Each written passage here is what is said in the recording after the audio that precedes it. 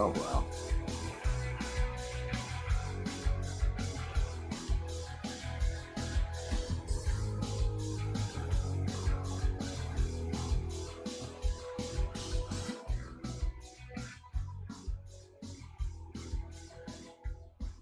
Good afternoon. You're listening to Cannabis Corner on WNHHLP 103.5 FM, broadcasting live from downtown New Haven. We are streaming live on TuneIn Radio and NewHavenIndependent.org. We're also streaming live video on Facebook and YouTube. Just go to your Facebook page and look us up, or hit see first to see and hear all the great programs we have here on WNHHLP. And just a reminder, Cannabis Corner is also streaming live on the Greenhaven Media Facebook page and ProCannabisMedia.com. Welcome, everyone. It is Monday, October the 13th, Indigenous Peoples Day here in the United States. I am your host, Joe LaChance. Welcome to Cannabis Corner. I am flying solo today. I don't know where Uncle Lou is, but that's okay because we always have a good time here. He's probably recovering from the party we went to last night, which was a blast. It was Kibra's birthday party. And for those of you who don't know, Kibra was the ex-co-host of this show. So we go back a long way. And it was really nice party. Good crowd. Everybody dressed in red. That was the theme. So I really enjoyed it. A lot of partying, a lot of music. Kibra got up and sang. Ain't Nobody. It was really, really, really fun time. So big shout out to Kibra. Happy birthday to Kibra and Lit Dispensary over there. There was great food, great times, and I want to thank her for inviting me. Was great times, and so Lou was there with me, and so maybe he just hasn't recovered yet from that party, but that's okay. But I did want to light up. Bobby Nuggs is going to join us in a second. I did want to light up this pre-roll that I got over there, and it is from Bricks Cannabis. It is called Soap. It is a dispensary pre-roll from the Connecticut dispensary. I'm going to bring Bobby on, and he just signed off for a second. I'm going to light this up, and I'm going to give it a little review because it did come from a dispensary. Bricks Cannabis is called Soap. Let me see. It looks like it's got 29% THC. So let's see how this tastes here from the wonderful Connecticut dispensaries. Mm-hmm. Bobby Nuggs is joining me for this wonderful experience. What's up, everybody? How are you today? Good. I'll bring him on and give you an intro. I love that strain.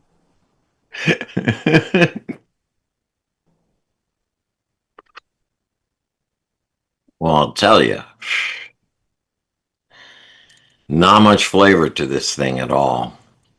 Yeah, real soap is very hard to, it's very unmistakable. The real thing is very, very palate coating. Yeah. It usually has a certain aroma to it too that this doesn't. Yeah, It's very little flavor to it. That's the most I could say. I mean, I can't even. Yeah, I don't know. I can't even rate it good or bad. It just doesn't. It doesn't have much of anything to it. I mean, I'm going to continue to smoke it because I hope if I smoke the whole thing, it'll get me high. yeah, it tastes like air, man. Yeah, I don't want to say tobacco, but it just doesn't have any flavor to it. It's weird. We're the real Zope. That's a great strain. It's super flavorful, almost comparative to like a Skittles Runts. A gassy fruit, like a high end. Yeah, this is not okay. That is not this. I'll tell you that right now. That is not this. Yeah, you would know. That sucks, man. But I gotta say, I'm assuming the average consumer doesn't know. Yeah. And this is what I always got to remember. And let's introduce Bobby Nuggs, Mr. Bobby Nuggs, a legend in the cannabis community, all over the Northeast, nationwide, worldwide. I've known him for a long time. We were both coming, he was way ahead of me in the industry, but still, it was a small industry back then. There really wasn't an industry. And you got to say, if you're looking at the foundation and one of the building blocks of this industry here in Mass, Connecticut, it is Bobby Nuggs. You're looking at Thank you. almost the cornerstone. And that's That's a bit. a statement. I appreciate that more than you know, my friend. It's been a long time in the making, and you've really been there also for so many of my pivotal moments. And it's time flies. This was It already really does. 12 plus years ago now. I've been reminiscing a lot lately because that decade passed so quickly for me. It's just Really. cool to see a lot of the same people doing their thing now and everybody bubbling. And it's a hard time right now, I think, in the world, and the cannabis community still gives people that chance to check that baggage at the door. Not always, but escape that negativity and have fun, smoke, relax. Remember, it's about the music, the food, the people. That's what it's all about. And it's always for me, and I know for you too, been about the community. Do you Yeah, know what I mean? We both were involved in our various states in fighting for legalization and getting it legal because that had to be the first step. yeah, But for me, my interest was never getting into the legal industry. Do yeah, you know what I mean? It would still remain my whole point, and I think yours too, was just to get it legal so people were not being arrested anymore, so you could grow legally at home. Things like that. It wasn't about, oh, let me get rich and make money on and all that. It was it was more about, and I'm both of us I can see have kind of remained there in the community yeah. and I not think taken that's that important. step. Yeah, that was never really my thing. Like you said, when I started, I'm more of a grassroots, activist, and I say a kid of the culture, and made a lot of my bones and network and friendships through music festivals and Right. meeting people in different ways. It wasn't always about what product can I sell you, what can I get from you down the line. Granted, I built tons of relationships through our events over the years and people sponsoring and donating, but when we had first started, there wasn't really a platform for anybody to do that safely. So you were there at a lot of the initial sessions that we Yeah, I remember. Oh it was, yeah, Rhode Island. Remember? an icebreaker. I don't know if you were there for the first Secret Cup, East Coast and Providence, but that ended up starting a wave, and we learned how to do things correctly, respectfully, to stay under the radar. And it was all about the patients. It was all about obtaining Right.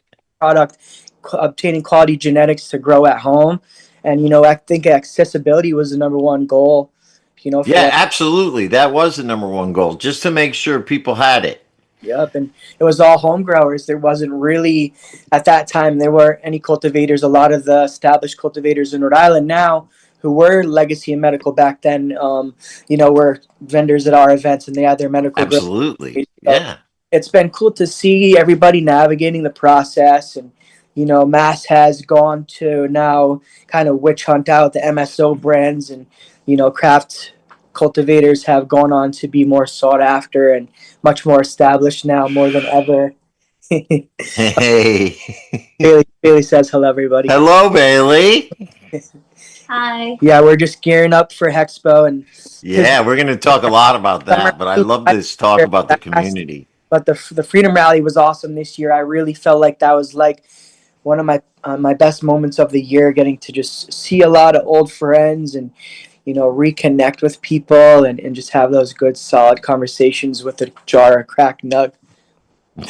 That's it. Exactly. That's really what it all comes down to, sharing the experience with your friends, sharing the weed that you've grown Yep. with your friends, with the community. And that's where it boils down to, right at the bottom line, the bottom line. Yeah, no, I've always been honest because people have been seeking me out to show me their product for 15 years. So if it sucks, I'm gonna let you know where you can improve. I'm not like a super dickhead about it, but no, I'm totally honest with people.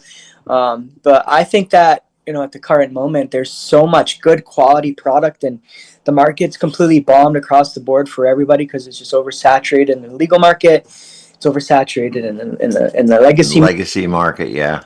But what I love to see is just the genetics just still going crazy, and it's given a lot of people the chance now to breed their own strains because everybody's able to tinker.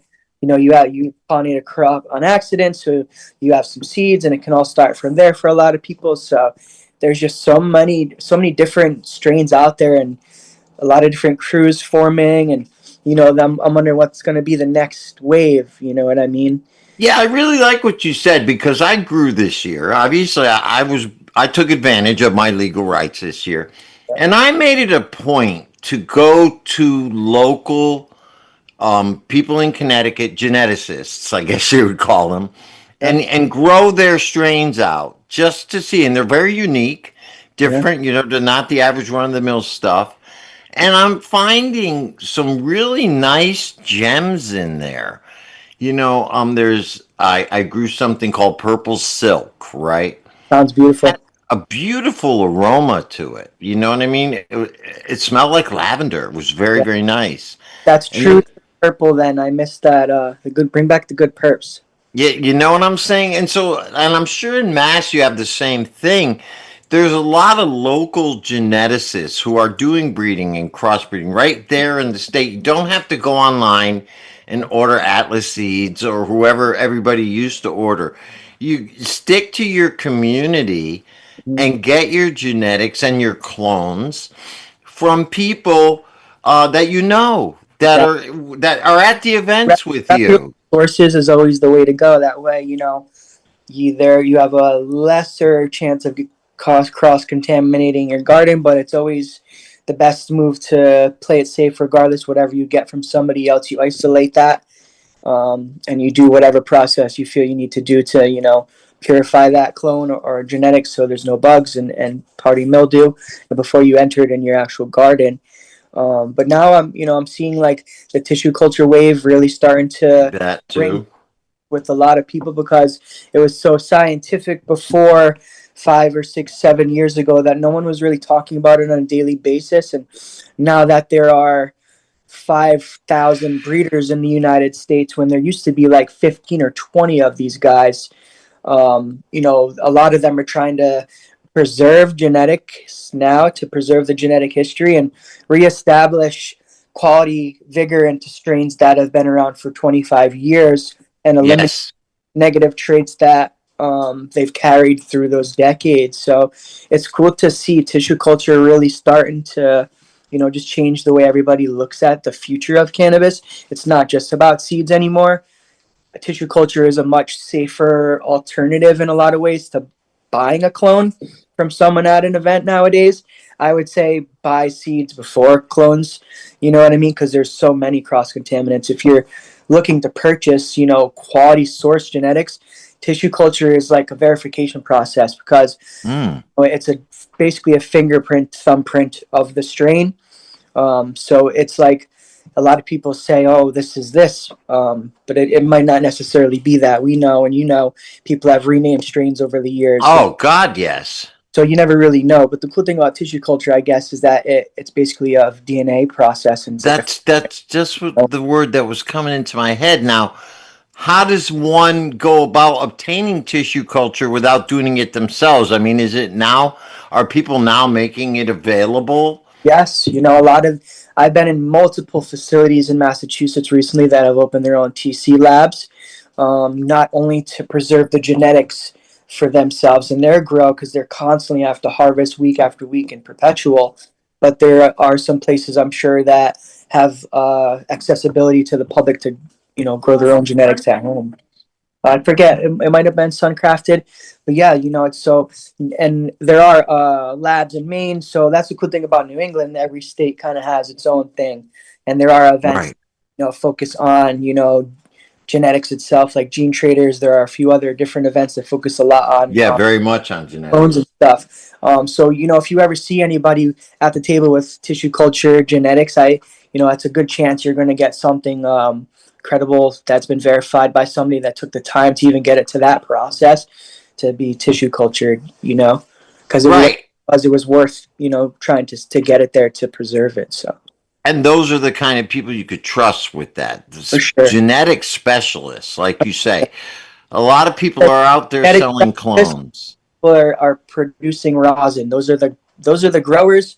Those are the stores you want to support. Those are the growers you want to support. Because right there, you're going to see a difference in the tier quality of product you're going to get right off the bat. Because they're not only trying to source the best cultivators, they're going to be growing for resin and making hash.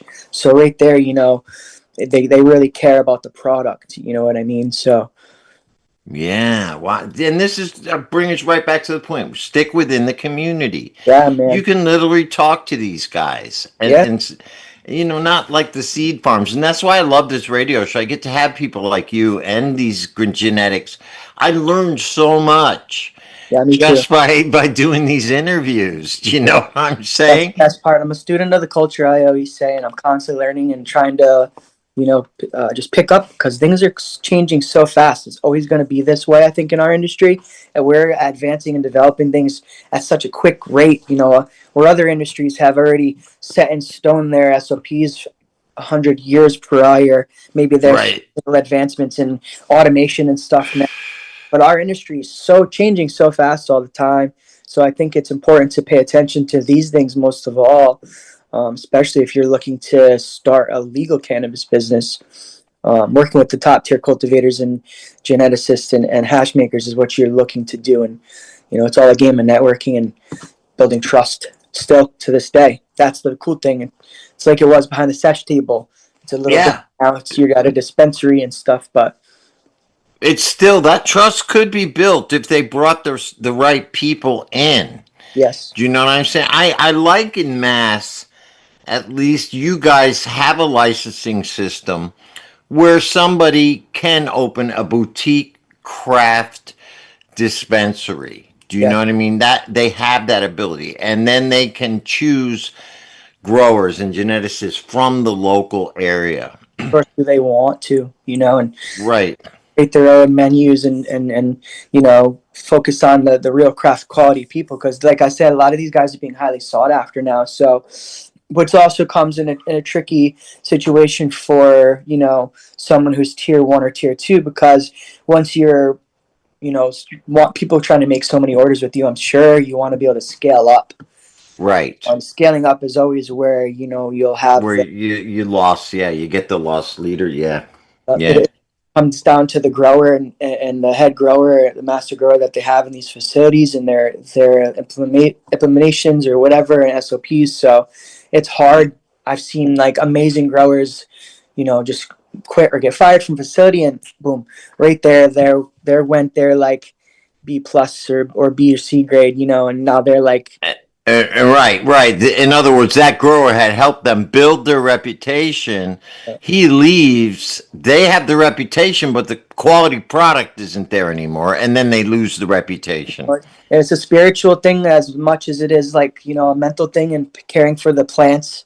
It's you really got to put in a lot of good energy and time and constant devotion to them to really see like that tier quality. Granted, if you have good genetics or not. So it's all about if you scaling up, you need like you have to get multiple trimmers, multiple growers, and Right. And they tricky all have to side. have that kind of love of the plant mentality, not just be robots. Hey, I Yeah. want to bring Lou in. Lou just joined us. What's Uncle Lou, welcome to the show. Farmer Lou, how are you? Hey, super excited about the conversation because we see Well, this happen all too well. We really do. Um, and then it's also the same way where you can see variation in flower depending on the size of the grow. In Connecticut, we have very, very, very large grows Yep. that were established, and you can see the difference between half their harvest and the other half of the harvest, or why is half the harvest only getting this much and the other half is doing well, and it's the quality of that grower over those rooms. Oh yeah. So it makes it tough. That craft is smaller. there's more intimacy with the plant. There's more love that goes in the plant, I and think then you can tell. with Yeah, that go ahead. craft, because a majority of the 60 growers around there, there's no space in the state for people to scale up. So a It's lot of these horrible.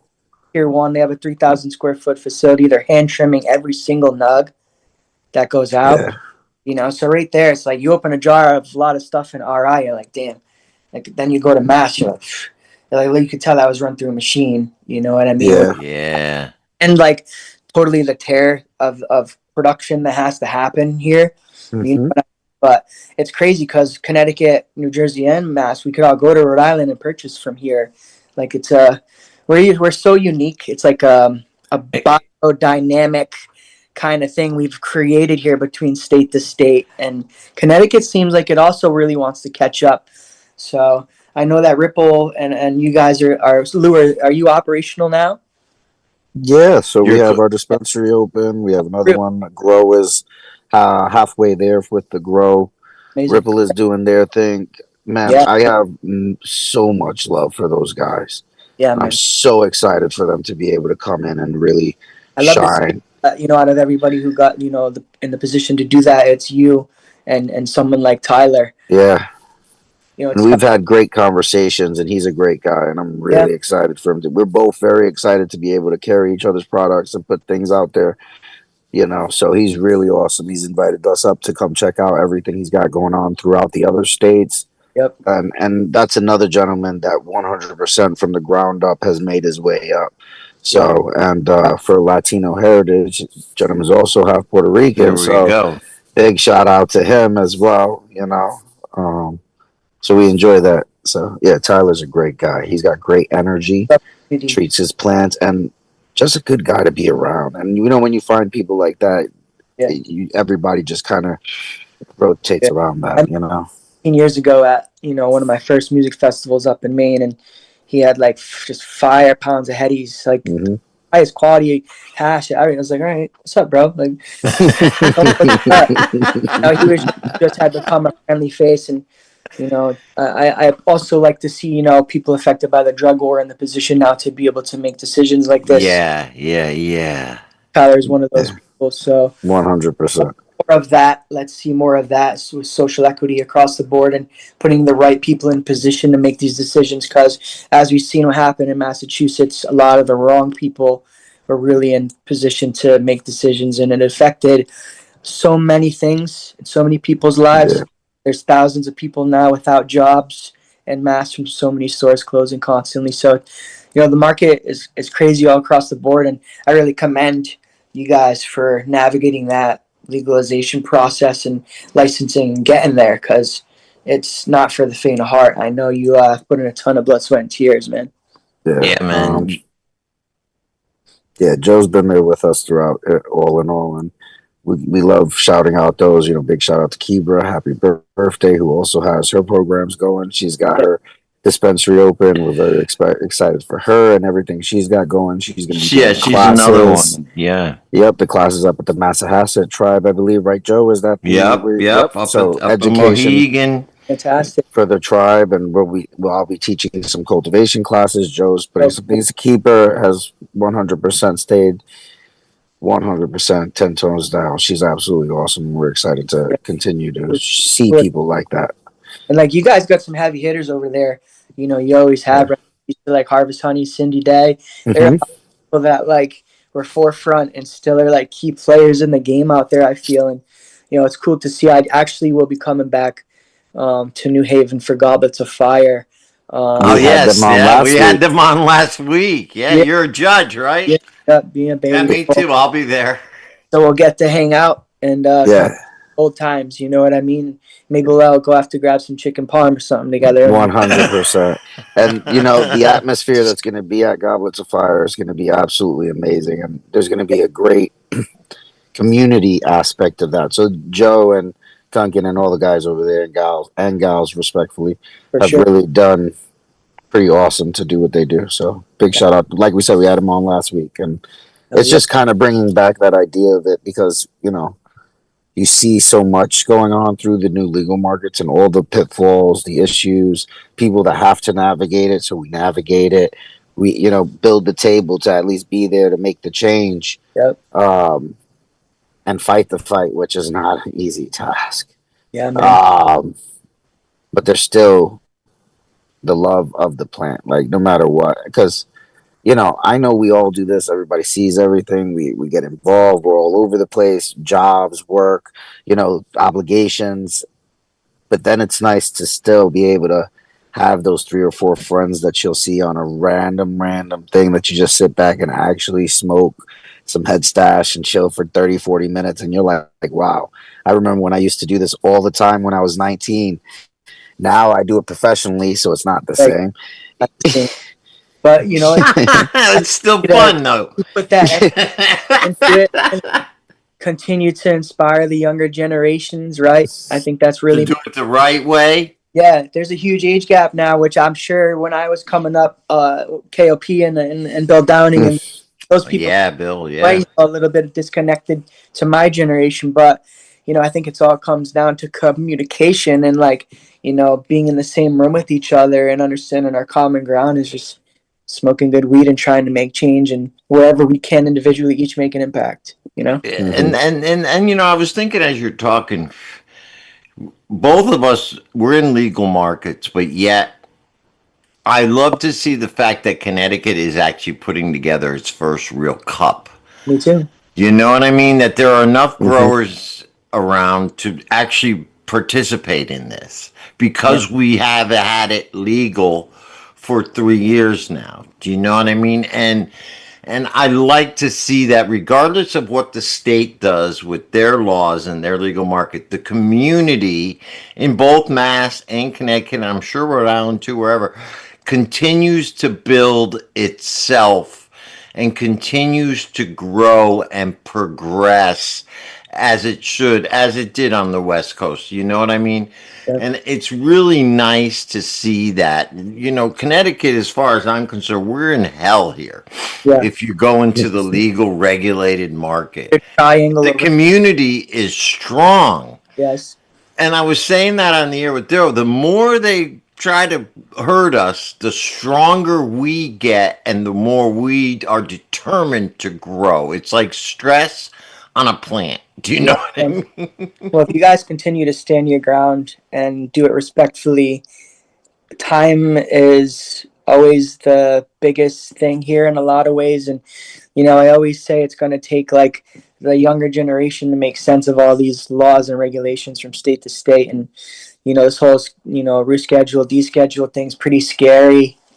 With things on the federal level, right? That could change everything. I don't think people get that. Yeah, there's a lot of confusion out there about it. Also, to explain. So, it's just not something that I think is in our best interest. What do you think, Louis? So this is an interesting one because Connecticut's so messed up in the way that they do it. They are banking on a reschedule that would make it a medical oversight. So they've banked on it. That's why they have the pharmacists. So our hybrid model, which has a pharmacist inside of it, will be compliant day one. Yeah, so you'll be and anybody else who's not in the space or is in the space as a dispensary under state law, I believe would have to hire a pharmacist, some type of DEA oversight, and usually DEA oversight is a pharmacist, and then they're under whatever others because it would be classified as a drug. It's like Tylenol or anything, right? Regulated, like a Motrin 800. Yeah, and that's I think that I would like to see things in a way go back to where they used to be, because when we were first talking, we were talking about the medical market days and how it was all about accessibility in the community. In ways sure, I think that could be good, with the way we've seen legalization run rampant through every community, but in every other aspect where a lot of these dispensaries and Mass and stuff give back a ton. They do a ton of nonprofit work constantly. There's billions of dollars at stake in the Northeast. It could be hugely detrimental to a lot of amazing people's livelihood and stuff like that. So it's crazy to see. It's just one more thing in this game where it's like you never really know what's gonna happen. You can't continue to always just be comfortable. Be like, Always got to be on your toes, man. yeah, you got to be But ready for see, it. I was talking to my friend about that the other day. We're so used to that. We've been doing it for so long Yeah, that, again, we have to spread this knowledge to the younger generation of how to work around yeah, the system itself. Do you yeah. know what I mean? And how Really, to yeah. make. We've been doing it for so long. We've been part of the community and the core part of it, but the actual regulation side of it is still in such an infancy period of it of Yeah. 8 to 9 years here. It's like 20 years, 25 years of laws and regulation for something. Like maybe that's when we'll really see things like, we can breathe now. Yeah. Now anybody can kind of come in and start a business and it be about boutique quality always. You know what I mean? But everything will have its place on the shelf. You know, like the first, second, third shelf. I always like that going into Colorado dispensaries and seeing the tiers like that. So, maybe one day, we'll see. Well, look how long it really took the alcohol industry Yeah, to get down to a point where we have craft beer in the liquor store. I exactly. remember for a long time it was all corporate beers. Yeah. You were lucky So Sam Adams 7, broke the ice. yeah, they did. Magic Hat number 9 was one of the only craft beers that like I felt like they was different from a lot of the stuff I could get back in the day. I wasn't really ever a drinker, but I was like, all right, Magic Hats, they're unique. You know what I mean? Like that was one of the first craft beers that were like that spoke to me as like a more. Yeah. And do you know when I was growing up, it was craft there were craft beers. Yep, It was the opposite. You could yep. find Genesee, Rheingold, Rolling Rock. These were all local Yep. beers made I want that more locally. than ever. And then it went to corporate. Like the Exactly. corporate swallowed them up. And can't And go back around just like it's doing the weed right now to it's going to you go right there's there. so You're many local right. breweries and stuff popping up and beer gardens and it's all based around like locally brewed crafted stuff and like my buddy Dino, he runs Vitamin C Brewing up in Weymouth, and Dino sources hops from all over the world. He has hops from Australia that are lemon, hops from UK that might have an orange profile, and a lot of his beers are like juicy looking and look like pineapple juice or like something like that. He's doing something super unique, like craft Right. taking over. And one of my buddies, he trades beers. I don't drink, but I think it's cool what they do because it's kind of like hash. They trade beers. They go to these events. Everybody brings like 150 different cans that you can't get anymore, and you can trade one can for like 15 or Oh, wow. one. Yeah, there's an entire Yeah, community that does this, and I was at the dog park, as silly as it sounds, and somebody was like, "Oh, you do weed, I do beer. I yeah. drive to Vermont, I drive to New Hampshire, I do this, I do that." And I'm like, wow, you like do it. You pick I'll up like, Turpine. yeah, so it's terp life basically. Yeah, we could, Like yeah. smoothies, you can freeze them, and they're like ice smoothies. There's one called Smoogie. That is one of the most sought after. It's in like a glass bottle with a wax seal. They're called Smoogies, and they're like a smoothie, frozen smoothie beer. They're going for like 30. I've seen them go for like $30, $40 a bottle. So it's crazy now. It's become collectible, sought after, and they kind of created their own niche with the craft thing now and based an entire culture around it. Like Pokemon cards or some shit. So And I will say, Sometime though, I could see now as you're talking about how it developed in the craft beer, I could see it in the cannabis industry as well. I could see that same model where one grower, creates his brand yep. and it becomes like the thing. You know what I'm saying? Rhode If Island you, is fast, so you can put Delta 9 beverages in every liquor store in the state. yeah, And, I'm not going to really try to say too much, but we got some cool things in the works there you go. right now with some stuff with that too. So, possibilities with that are really interesting and unique right now. Sounds like Massachusetts is going to do the same thing by the end of 2025. So every liquor store in Mass you potentially can sell Delta 9 beverages to. But at the same time, I saw Ohio just rolled that back. So I it's see, yeah, a lot of states are rolling back. ability with that still. But Connecticut has that tendency. yeah, as we've seen too. So can I really get comfortable? But this is a business you're gonna get in while the getting's good. It seems like so. Yeah. It's a good time to just try new things and model yourself after something else successful. Be inspired by things and put your own unique flair on it and tell your story and have authenticity. I think is incredibly important because there's so much regurgitated everything out there right now. Everything's white labeled and it's hard to find as a consumer, like, what am I really getting? Who am I really getting this from? Yeah, because even 100%. on, you know, even on the, let's say, the gray market, there are still things that come in from out of state. Let's put it that way, Yep. that are mass produced. I'll bring up one boutique, right? These vape things that look like there's the nicotine vapes, but they're manufactured, I mean, out of state. They're mass produced, but they're very popular out there in the gray market, in the legacy market. And I'd like to see people go back to, well, if you're going to buy a vape cartridge, buy it from the guy who makes it right Exactly. there in your own community. And I'd like to see a lot of people in the legacy market take more of that mentality than just, oh, I got to get these at a good price, bring them in, I know they're sell, you know what I mean? Yep. So, and there are people out there like that, and those are the ones I tend to gravitate towards. And Nowadays, those are, it's all about the hardware, so you could tell kind of right away. I'm not yeah. Yeah. the vapes too much, so And Yeah. you know what? They taste like nicotine vapes. They're even flavored in that. That's not what I yeah. want. I always say if you're gonna buy a vape, buy a live rosin one. It's worth spending the extra money. I get. Exactly. You So, people got to be aware of that, and that's what we do. We spread awareness of that, and those are the products that I endorse. And I'm sure that you endorse. And speaking of that, let's get to what we got going on the 25th, which Yeah. is why we're here. Year That's four. Hexpo, I the think ultimate. Let me give every my. year, man. So Yeah, it's that time of year, spooky time. So Hexpo, the ultimate Halloween experience. It's a yes, one of sir. a kind fusion of frights and fire It is. of New England's hybrid horror and cannabis convention. Yep.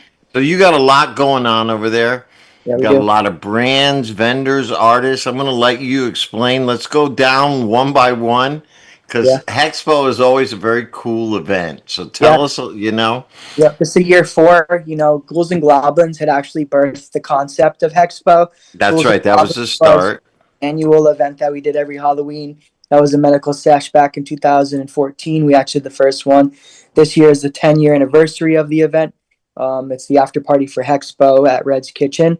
But yeah, so we're at year four now for Hexpo, rolling off an award-winning event concept series. We basically dubbed it a hybrid event concept. We're really still the only one who's kind of been able to pull this off. It's Yeah, very much. a horror collectibles convention, cosplay convention mixed with the cannabis convention. We have the perfect blend of multiple facets from each one of those industries together, all in one place, making Hexpo really one of the most unique cannabis experience events, I think, in the country.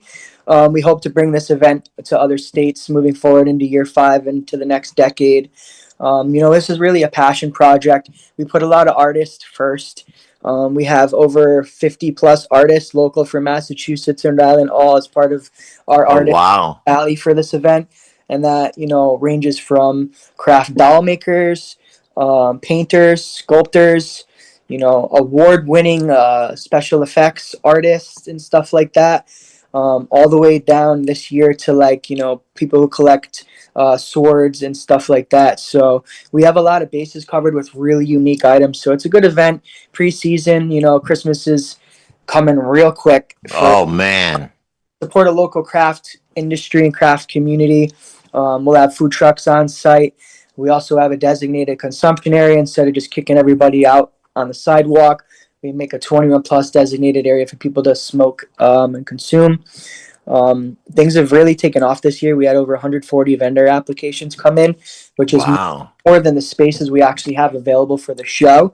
So not everybody has been accepted. which has been awesome. And I think this year we have over almost 30 plus dispensaries and cultivators from Massachusetts involved with the event, which has tripled from years past. So there's definitely a lot of interest brewing with Hexpo right now for ending the quarter off with something unique and kind of fun. And we always say a little bit quirky, but the cool thing about Hexpo is it's like every single vendor and part of this event makes it such a spectacle. You'll turn 360 degrees and not see the same thing and same types of products. You know what I mean? So we really curate this show for the consumer, and it's the Northeast. We're so synonymous with Comic Cons and cosplayers and Right. haunted this, houses that, and so we wanted to make sure we had our own part in all of that. It's special to me and a lot of people. And this year have over 20 cosplayers cosplaying at the event. We'll be rolling out all of our cosplayers in the coming weeks. These are people that cosplay all over the world. They're doing multiple different cosplays for Marvel, DC, their favorite anime characters, or just overall pop culture. I'm sure this year we'll see some Labubus at the event. uh, it's cool that we're able to now utilize everything we love about the cannabis industry and our cannabis conventions, and now have all these really crazy unique parts of it, because it's just kind of freshens things up a bit after going trade show to trade show throughout the year, seeing different activations and stuff like that. So it's been a lot of fun this year just to see the buzz and the constant vendor applications coming in. This year we have a $500 prize cash for the costume contest. So Oh, wow. coming hard for that. Last year's winner was just absolutely crazy insane. His costume. We actually made him one of our cosplay guests this year officially. And then the pumpkin carving contest too. There's a cash prize for that, and tons of swag, glass accessories. You know how we do it. So Yeah. anybody who kind of comes to the event is like coming for the prize, man. They're like, we got a lot of people buzzing right now. There's like, I don't see a lot of events giving back, anything like that. And this year is also very special because we partnered with the Last Prisoner Project, and Oh, great. every ticket sold to Hexpo will benefit Last Prisoner Project. I am looking for a dispensary to match us in our donation. So if anybody out there listens to the show and you're interested in matching a donation of up to probably $1,000 or so, let me know.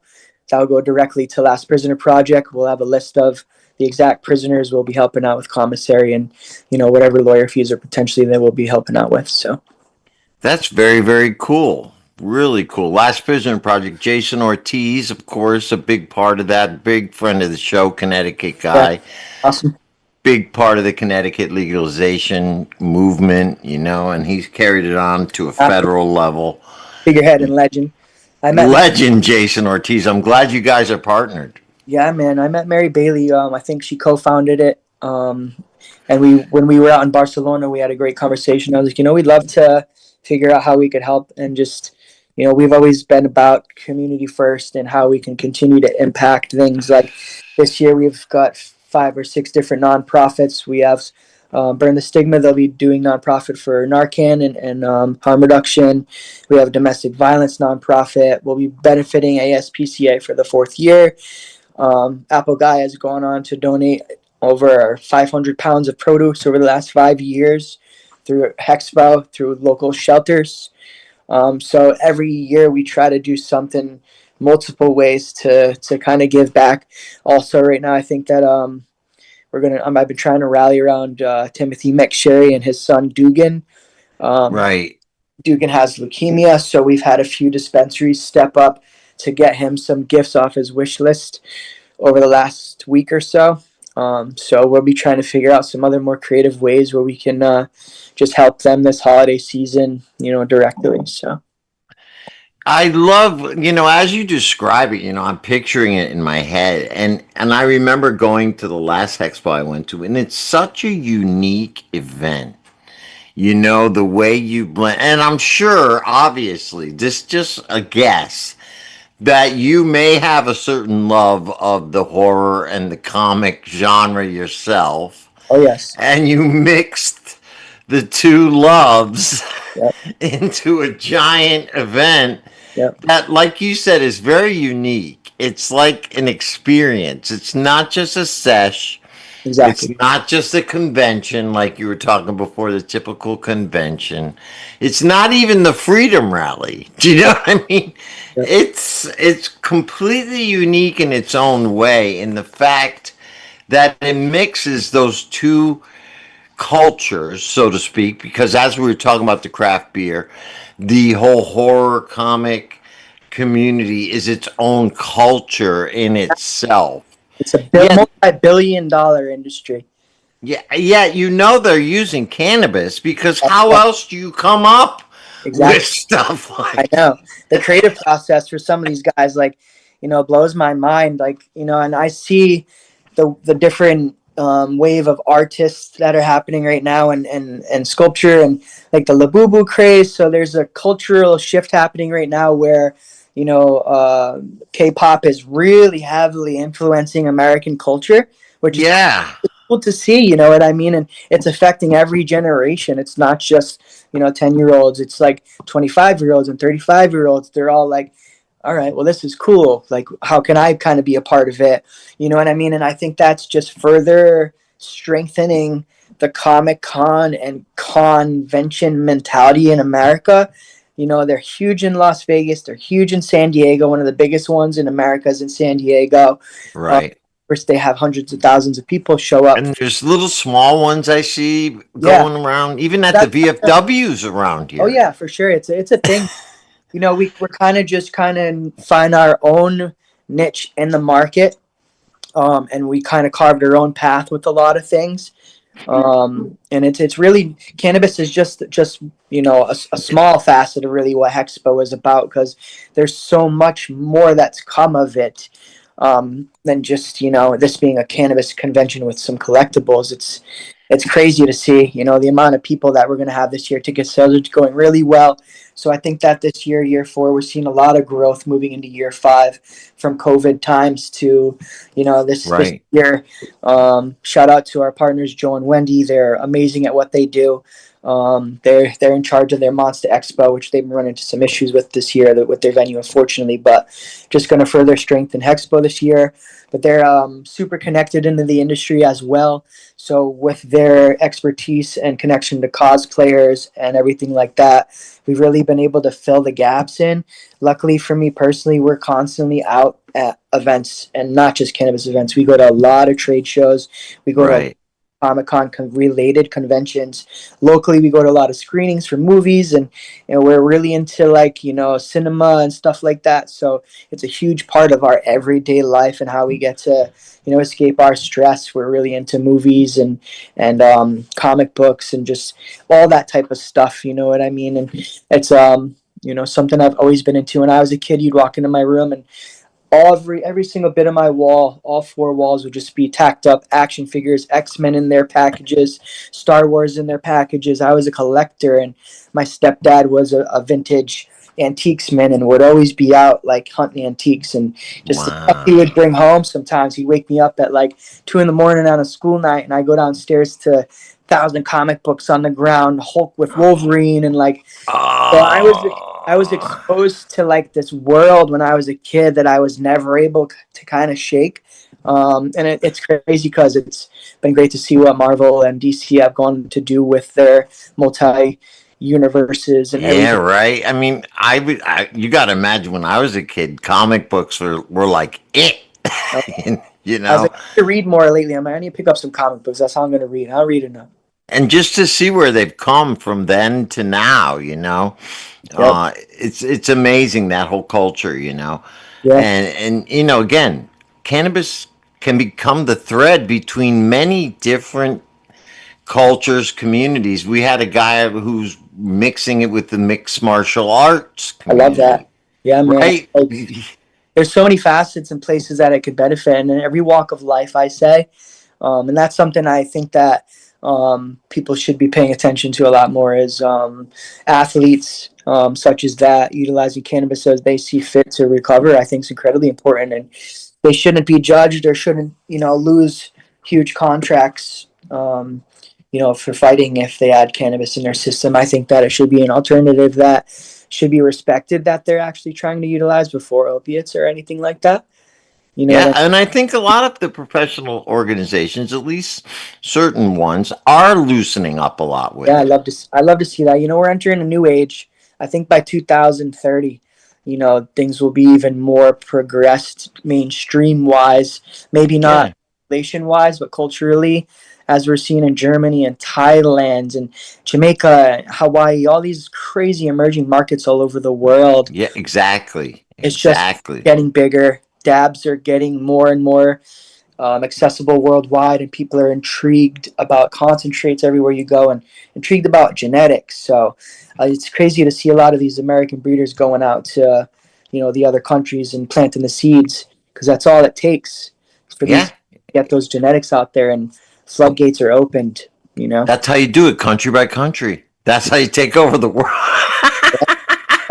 not much has changed. That- And there's a lot of these dudes, like, they still got the balls and to get out there and put themselves out there and travel, and because you can still get in trouble for this shit in a lot of these places they're going to. oh, So big time. Yeah.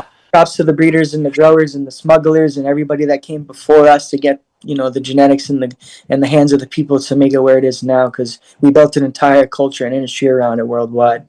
Yep. And now we got about 3 minutes left. So I want you to give me all the details about Hexpo, where it is, where people can buy tickets, Yeah, man. and the day, everything, the Expo hours. October 25th in Seekonk, Massachusetts at Teamwork Sports from 12 to 7 p.m. Tickets are available at the HalloweenExpo.com. This is a 21 plus strictly event.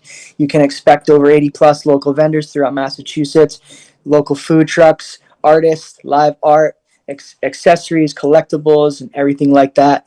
The after party starts at 7:30. It's upstairs, Red's Kitchen. 10-year anniversary of Ghouls and Goblins. DJ Stenny, Ty Cooper, TJ Soares. We'll have food, we'll have music, live entertainment. It's going to be a blast. It's been a long time coming for this event, and it's great to see it grow. I really appreciate the community always supporting us, our ideas, our endeavors. Without you guys, we wouldn't be able to do what we do. And, I think it just further solidifies, an event concept like this, that it's a real thing. And anybody out there can also utilize cannabis moving forward with social consumption, because at the end of the day, that's what it's all about, is safely consuming cannabis in space where you feel comfortable.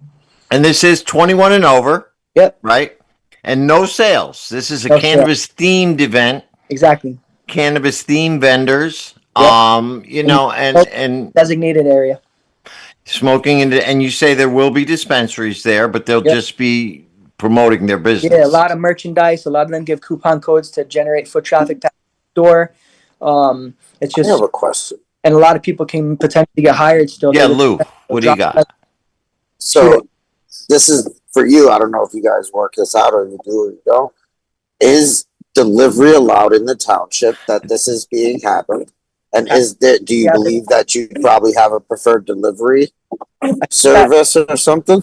done to your home, and I don't know if that anybody uses the address of the venue as their home. So I don't know if that's actually something we'd be able to do, but I'm going to look into it now that you mentioned it. Interesting enough, I was speaking to Cody Richards the Yep, other day, and he did say the difference between mass, because he can deliver to venues here in Connecticut, that's awesome.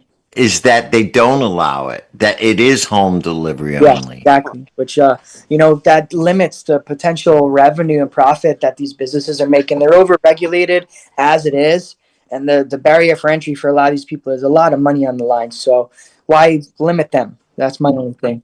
That's Yeah. probably the next thing that'll probably go up next year that the activists will be fighting for, and that's a good thing. You. Keep up the progression, guys. You're all part of the momentum moving this forward at an accelerated rate. Much respect, keeping the fucking torch lit. I also want to get you guys on my podcast moving forward. So Yeah, I was going to talk to you about that yeah, podcast. let's Plug keep that up. real quick. Carrying the Torch podcast. We exist to illuminate the past, blazed by visionaries and rebels from all walks of life. So athletes, chefs, skateboarders, man, we out here just trying to tell the stories of cool people doing cool things. All right, Bobby. Thank you very much for coming on. It's always a pleasure. We would love to come on the podcast Yes. anytime. We'll be Happy in holidays, touch. guys at Hexpo. Yes, brother. Hexpo, October 25th, Seekonk, Mass. Hexpo, Cannabis Expo. Follow him on Instagram, and we will see you next time, Bobby. Doreen, we're ready. Hit that music. Yeah. Thank you. Lou, thank you very, very much. Like, you share, all. subscribe. At Joe the Weed Guy, at Green Haven Media. We will see you next week, and we'll have a great one, people. Love you all. Love you, Lou. Love you guys. Bye. Have a great one. Stay happy, healthy, man. All right, brother.